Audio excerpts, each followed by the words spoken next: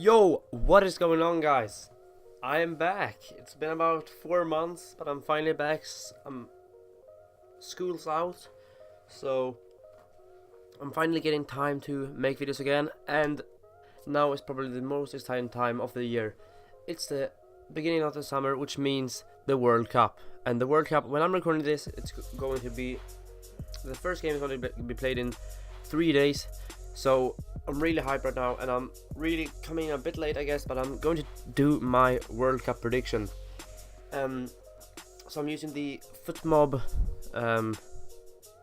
come on predictioner thing. There's a lot of prediction tools you can use to predict the World Cup, but if you want to do it yourself, I recommend this one because it's pretty simple and good. Now, comment down below, who do you think is going to win the World Cup, and even if you have your time and if you feel like doing it, predict all the groups and so on. But anyways, I don't want to waste any time. Hopefully you're as excited as me that I'm finally back now, and let's get started. So we're obviously starting off with the groups.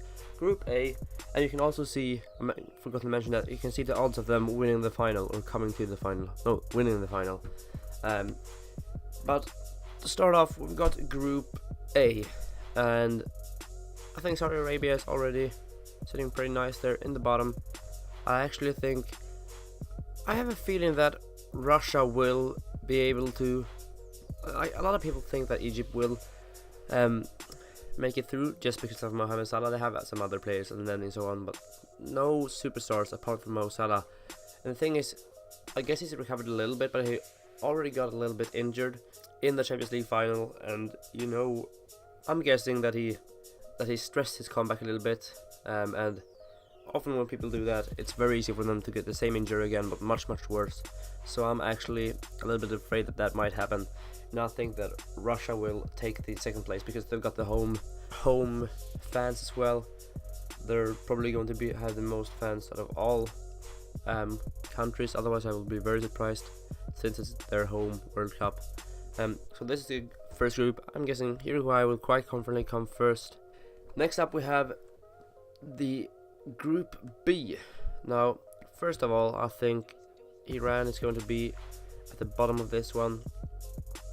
And when it comes to Morocco, were pretty good in the qualifications, although they were facing a lot of African teams, and no disrespect, but they aren't on quite the same level as the European teams, especially not as good as Portugal and Spain.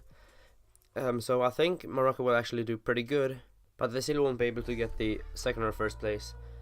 Now between Portugal and Spain, it's going to be pretty tight. I believe actually that I think it's pretty good like this. Spain have got a much more solid team than Portugal, but I feel like Ronaldo will just come out somehow. Just like I think Spain will probably or the big game in this group is obviously going to be between Portugal and Spain, and I think that Ronaldo would just be on fire that game, and Spain will probably dominate it. But I think they're just gonna come away with maybe a 1-0 or 2-1 victory Portugal. And then both the teams will win the rest of the games. So Portugal will come first, Spain second. Not that Spain are going to be bad, but I just think that Portugal might just take it from them. Next up, we have the Group C, and to start off, I think Peru will come last, and I actually feel like France will obviously win it. It's between Denmark and Australia. Now Denmark are very good. They got players like Schmeichel, Eriksson. Sadly no Bentner for them this year, but still they got a lot of good players.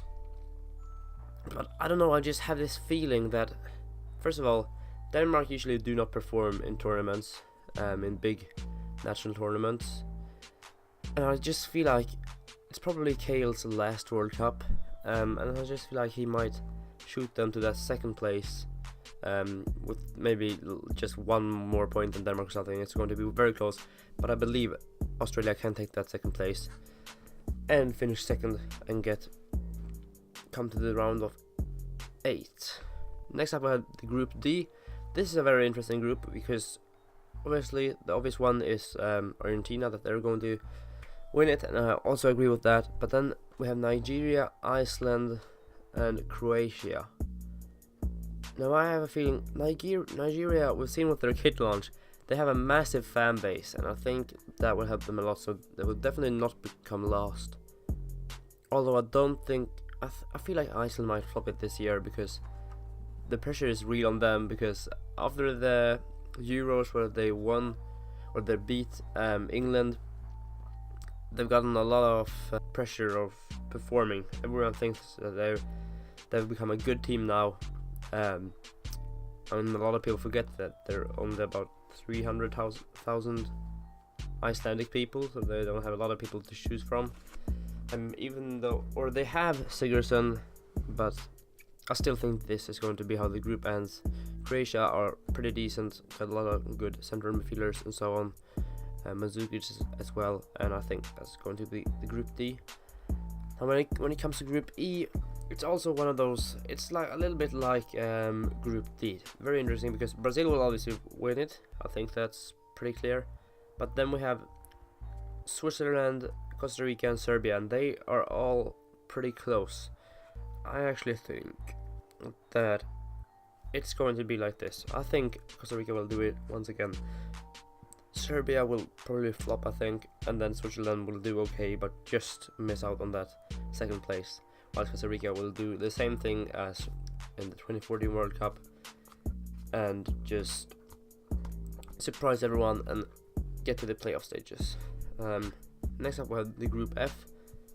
Another one like the two other ones. Germany will obviously win it. I think there's no hesitation about that. But then it comes to Mexico, Sweden, and Korea. Korea got Son, but they haven't got many other players, so they're probably going to finish last. Now Sweden, they've made a lot of upsets lately. They've beaten the Netherlands. They beat France actually in the qualification. They beat Italy. So they could just, I feel like they could get some big massive points against Germany, which Mexico won't get, and then they maybe draw against Mexico and both teams win against Korea, which will put them second because they got that draw point against Germany. I just feel like they could do an upset. Now we have Group G with Belgium, England, Tunisia, I think, and Panama. And I feel like Panama can perform better than Tunisia, but otherwise I feel like he's pretty good. England, they're a solid team in the group, but then when it comes to the knockout stages, they just seem to get knocked out. But in the group, I think they'll do okay. Come second behind Belgium, which is really nothing to be ashamed about. And then finally we have Group H. Now I think Poland is a very underrated has a very underrated squad. I think they're a very compact squad with a lot of good players in every position. So I think they're going to win the squad or win the group. Japan is going to be last because, as with Korea, they have some good players like Kagawa, but not a lot of them. Then it's going to be between Colombia and Senegal, and I feel like, I don't know, I just have the feeling that Senegal obviously got Mane, Koulibaly. They've got some good players that could cause an upset, and I feel like Colombia will just be, I don't know, too relaxed, and they will come third and not go to the knockout stages. So these are the groups. Let's get on to the round of 16. First of all, we have France versus Croatia. I think France will win that one. Then we have Uruguay versus Spain. This is a tough one. It's going to be very close, maybe even go out to penalties. And then I just feel like Spain have a more solid squad. Uruguay have some very good players, but I feel like overall Spain's squad is more solid. Portugal versus Russia. Once again, as I said, Russia will have a lot of fans, but I don't know. I feel like this is going to be a close one actually, because you know, Portugal, when you take Ronaldo out of the picture, they're good, but not that great as you think of. Just, let's say Ronaldo doesn't perform this game, it could be a total different game, but I still think Portugal will win it actually. Argentina, Australia. Argentina will easily get that one. Brazil, Sweden. As I said, Sweden might cause an upset, but I think Brazil will win it pretty comfortably. Belgium versus Senegal. This is a tough one for me. Belgium they have a good young squad, but they're one of those teams that are known for underperforming in tournaments. Every year, people say this will be Belgium's tournament. Look at all the youth they have, but they never perform. And as I said, Senegal have some decent players, and I feel like they can cause an upset. I feel like Senegal might be the team that surprises everyone this tournament, because I think they're pretty underrated. Then Germany versus Costa Rica. I think Germany easily gets that one. And then we have Poland versus England. I think Poland wins that one because as I said, I think they're very underrated, and England are just not good in the knockout stages. No hate to all the English people, because there's obviously a lot of English people watching, but I just don't rate England in knockout stages. So let's get on the quarterfinals. We have Spain against France. This will be a very tight game. I believe Spain will take it, actually. I do believe so. As you can see, the odds are exactly the same, so it's pretty tight. Then we have Senegal against Brazil, and I think this is where their amazing run will end, and Brazil will, not easily, but they will win the game. Then we have Germany versus Poland. Another game that will probably be pretty tight, but I think Germany will win it. Then we have Portugal versus Argentina, and I think Argentina will win that one. Next up, we've got the semis, and it's Spain versus Brazil and Germany versus Argentina. So, to start off, Spain versus Brazil. This is where I feel like Brazil could just do another one of those which they made in the semis 2014, where they just completely collapsed, played awful, and lost. And I feel like very close between them. But if we say, I feel like Brazil are more likely to do an error than Spain. I feel like Spain have more experience, and they're more I don't know, I feel like they do not play it as risky, and they're not as likely to just fall together. So I think Spain is actually going to win this one, and I think they're going to do it quite comfortably, even though a lot of people will think Brazil might win it. I think Spain will win it maybe 2-3-0 quite comfortably. And then I have Germany versus Argentina, a rematch of the 2014 World Cup final, and I think Germany will win this one. They've got a much more solid squad. Argentina got good attack, but the rest of the squad really isn't on the same level as the attack. If the rest of the squad was as good as their attack, they would probably be the best team of the world, but the rest of the squad is just a little bit lacking. And then we have, I'm gonna start with the bronze final, Argentina versus Brazil. This is a real, I guess, nation derby, you could say. Two nationalities that have a lot of beef with each other. It's going to be close, but I think Brazil will take this one. They will have learned from their errors when they lost to Spain, and they will comfortably win that one, I'm going to say. And then Spain versus Germany. This is going to be one of the, I think it's going to be a pretty tight match, but also a pretty boring match. I feel like there are going to be so few errors that there are not going to be a lot of chances, and they might go on to extra time. And I feel like just overall, at the end, Germany are going to win it. I believe they will win their second World Cup in a row, because their squad is just so good. They've got so much talent. They've got so much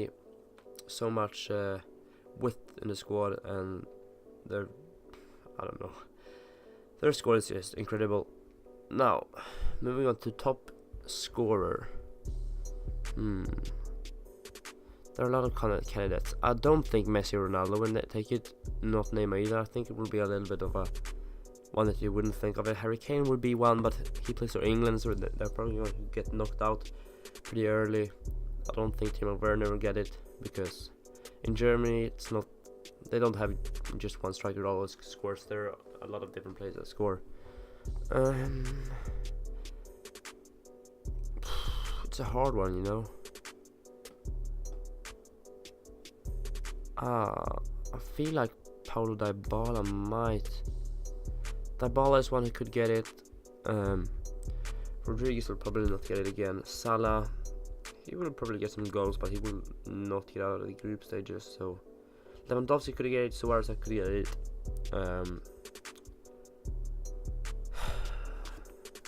I actually think it's between these three, and I think it's a safer bet to go with one of these people. Suarez or Lewandowski.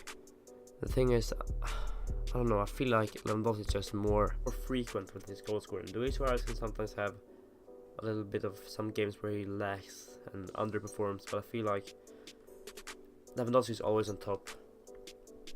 And then we have, yeah, that's it. So hopefully you guys enjoyed it. I know I might have offended some people, but these are just my opinions. Comment your own in the comment section down below, and drop a like if you enjoyed it. Subscribe if you're new around here, and I'll see you in not too long, because as I said, it's summer break now, and I'm gonna start uploading a lot more than I did before. So yeah, looking forward to it. Peace.